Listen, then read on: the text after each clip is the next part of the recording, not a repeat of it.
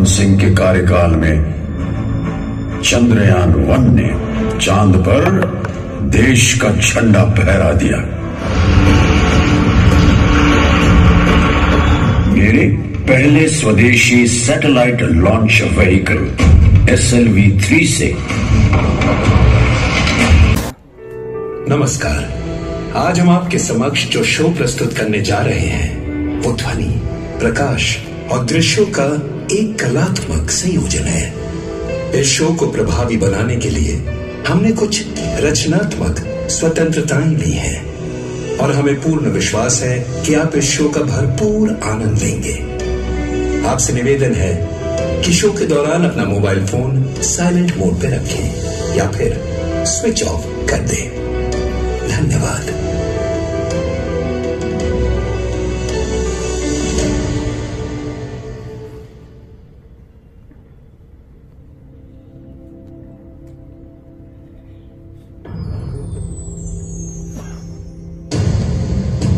स्वागत है आप सबका। आज इस खुले सितारों भरे आसमान के तले हम सुनाएंगे एक उड़ान की कहानी, एक निर्माण की कहानी। इस कहानी के दो मुख्य पात्र हैं। एक हमारा देश भारत, जो अनुभव और प्रेरणा से भरी एक सतत प्रवाहित धारा है।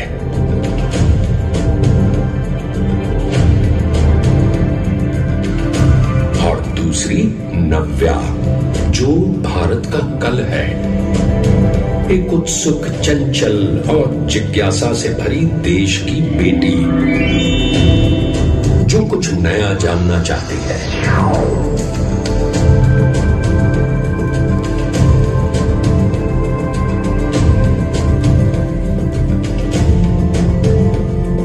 आज हम अपने गौरवशाली अतीत के विषय में जानेंगे और अपने उज्जवल भविष्य पर दृष्टि डालेंगे। तो चलिए मेरे साथ इस यात्रा पर। प्रस्तुत है नव्या की उड़ान, भारत का निर्माण।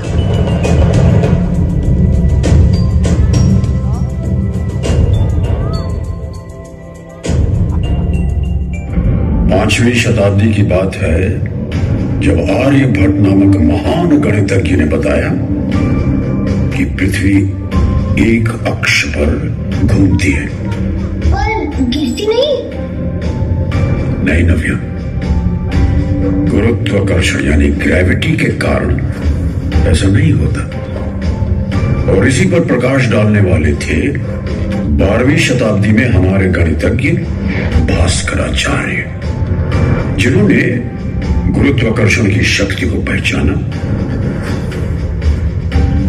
और प्रख्यात खगोल शास्त्री यानी कि एस्ट्रोनॉमर वराहमिहिर द्वारा रचित सूर्य सिद्धांत में इसका वर्णन भी किया गया है।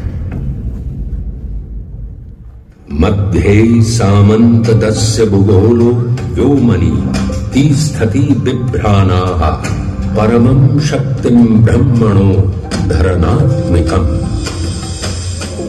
17वीं शताब्दी में जाकर पश्चिमी दुनिया ने ग्रेविटी के नियम का उद्घोष किया, यानी गुरुत्वाकर्षण के नियम को विश्व ने 500 साल बाद जाना। यानी अंतरिक्ष ज्ञान में हम युगों युगों से कुशल थे। कुशल तो हम बहुत सारे क्षेत्रों में थे।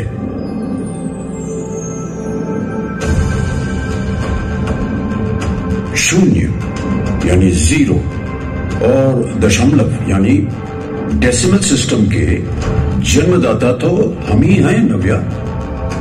हमारे यहां गणित और अंतरिक्ष विद्या की एक अद्भुत साझेदारी रही है। चलो अब 20वीं शताब्दी की बात करते हैं। जब 1947 में हम आजाद हुए तो फिर तिरंगे को आसमान से कहीं ऊपर फहराने का स्वप्न भी जागृत हुआ। और शताब्दियों के ज्ञान को नई ऊंचाइयों तक ले जाने का अवसर मिला।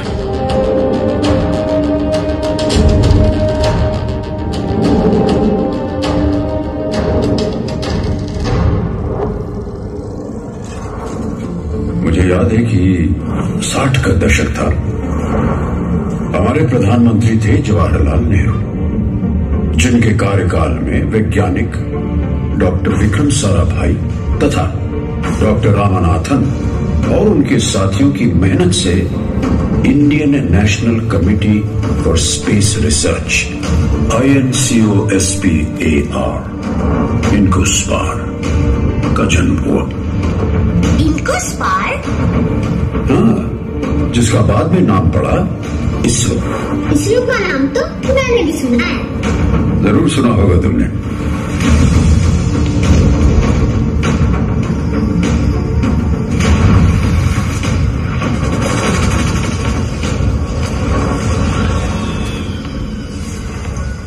पता है, इसी दौरान बना Thumba equatorial rocket launching station.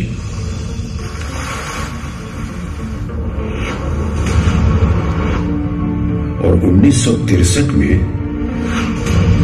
यहीं से पहला साउंडिंग रॉकेट प्रमोचित यानी लॉन्च हुआ, यानी वो रॉकेट जिसके उपयोग से उपग्रहों को लॉन्च करने में मदद मिली।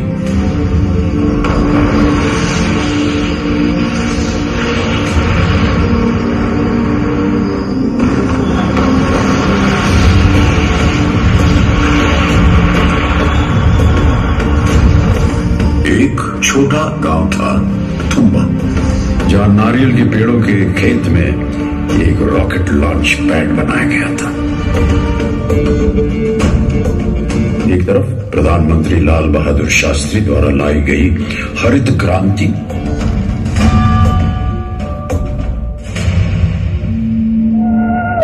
और दूसरी ओर आसमान के माध्यम से किसानों को मिल रही अमूल्य जानकारी टीवी कार्यक्रम कृषि दर्शन से, जिससे देश के विकास में किसानों की भागीदारी और बढ़ गई।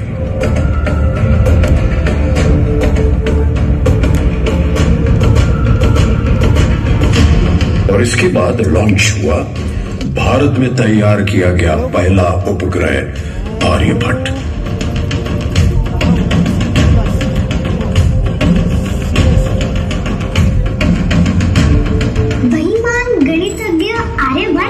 जिनकी बात हमने पहले भी की थी। हाँ, बिल्कुल।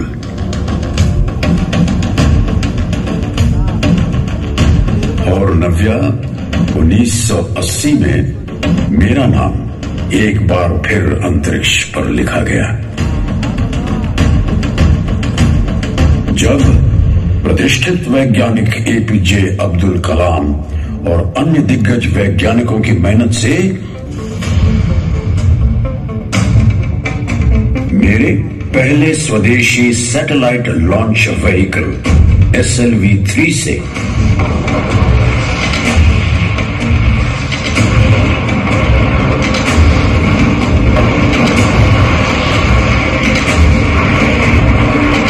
रोहिणी उपग्रह पर नियर अर्थ ऑर्बिट में सफलतापूर्वक अंतरिक्ष यानी इंजेक्ट किया गया।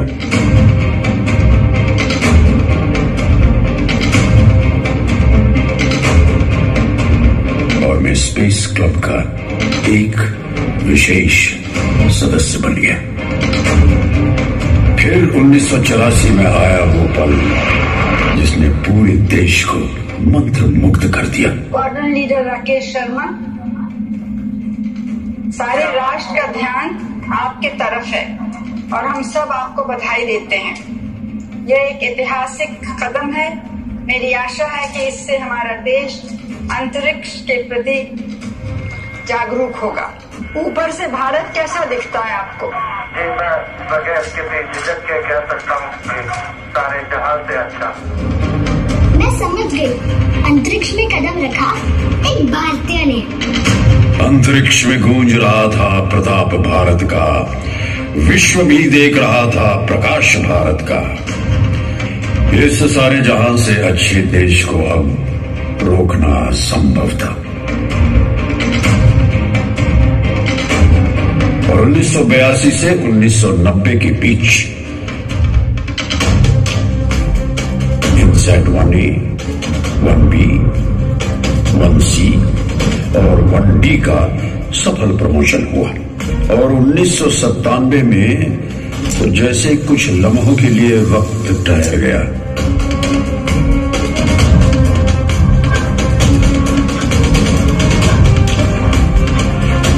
जब तुम्हारी ही जैसी एक बेटी ने स्पेस शटल कोलंबिया में उड़ान भरी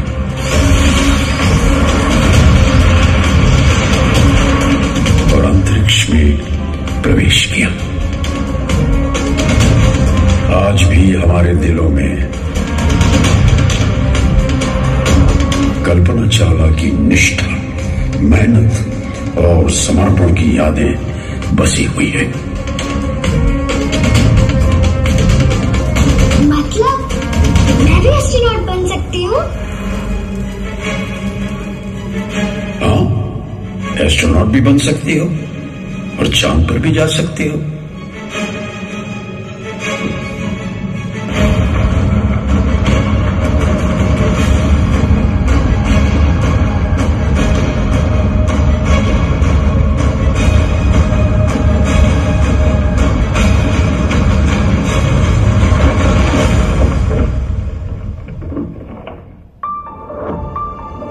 एक और महत्वपूर्ण बात जो तुम्हें जाननी चाहिए, 2003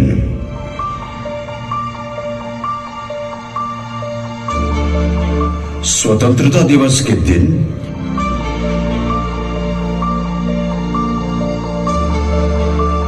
प्रधानमंत्री अटल बिहारी वाजपेयी ने घोषणा की कि हम अपना अंतरिक्ष यान चांद तक भेजने के लिए तैयार है।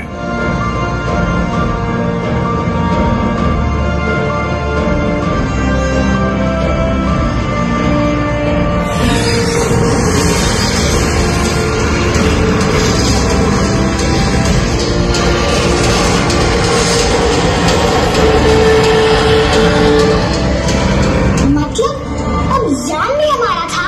बिल्कुल।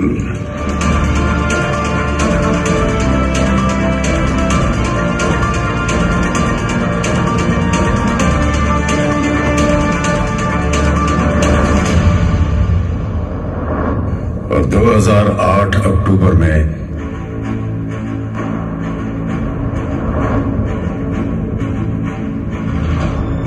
प्रधानमंत्री मनमोहन सिंह के कार्यकाल में चंद्रयान 1 ने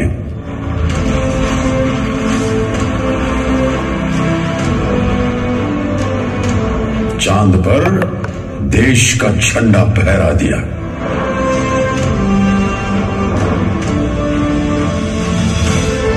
हमारे प्रधानमंत्री श्री नरेंद्र मोदी के अभूतपूर्व नेतृत्व में India has successfully reach Mars. इतनी बड़ी सिद्धि प्राप्त होती है वो वैज्ञानिकों के विश्वास के कारण, उनके पुरुषार्थ के कारण, उनकी प्रतिबद्धता के कारण।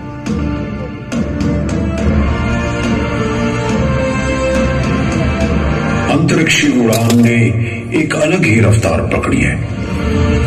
मंगलयान भी वास्तव में मेक इन इंडिया की भावना को ही साकार करता है।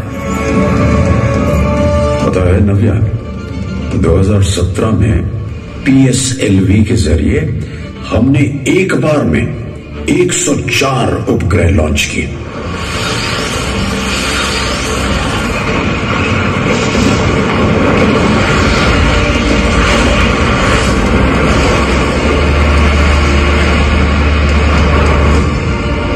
ये अपने आप में ही एक विश्व रिकॉर्ड था। इस बात से मुझे गर्व होता है कि इन